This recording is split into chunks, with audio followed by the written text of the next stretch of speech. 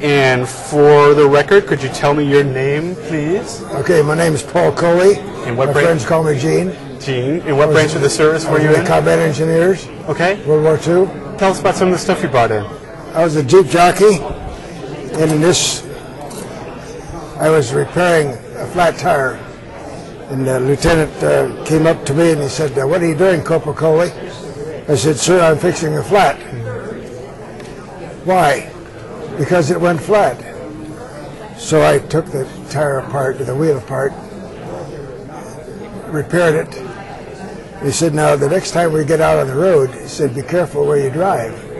So maybe you can see where the shrapnel pieces are and let me know so I don't hit those pieces of shrapnel." So, tell me about some of the medals you have. All right, not much of a medal here. Good conduct.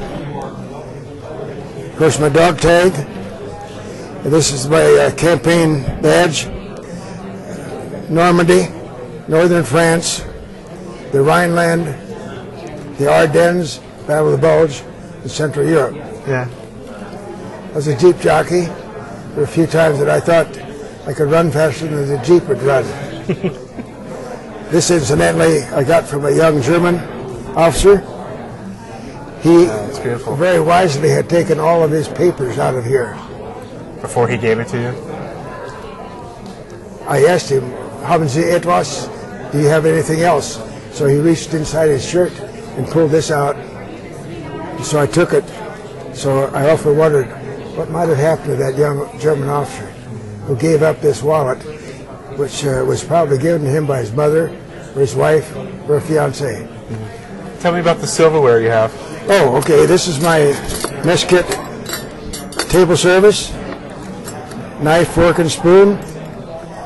Traveled with me from March of 1943 until December of 1945. I'm fascinated. Why did you hang on to this? Because when we were being mustered out, they were telling us that they were still building warplanes for the Air Force, and they needed the aluminum from our mess kits. Now, I reluctantly gave up the mess kit because my dad had given me a multi-purpose knife, and it had an awl on it, and I had scratched in there locations where we had been and the dates. And I just didn't want to give that up, and I thought, no, I will give it up, my mess kit. Most of the fellows had the pressed metal mess kits. I had an aluminum one, both pieces, at a mess cup in a canteen. When we were crossing the Atlantic, though, I became seasick within an hour after we left Boston. We had 3,500 soldiers on the ship.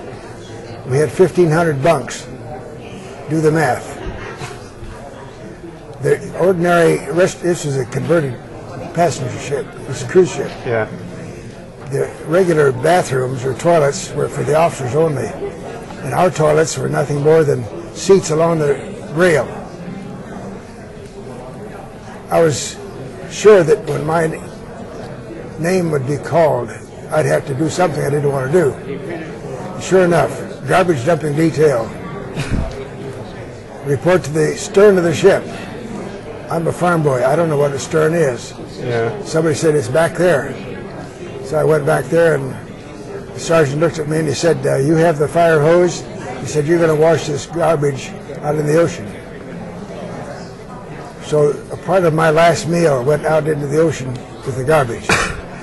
Tell us about this last thing you have here. Over 10 minutes with Okay. I don't have enough safety. I know. Just tell us about this briefly. This is the history of our battalion. We were what was called a bastard battalion. We were not attached to any particular division. So Henry Phillips and a few of my buddies wrote this and provided them for the veterans that survived. It's great you held on to it. And Yes, thanks very much for sharing it with us. This has been wonderful.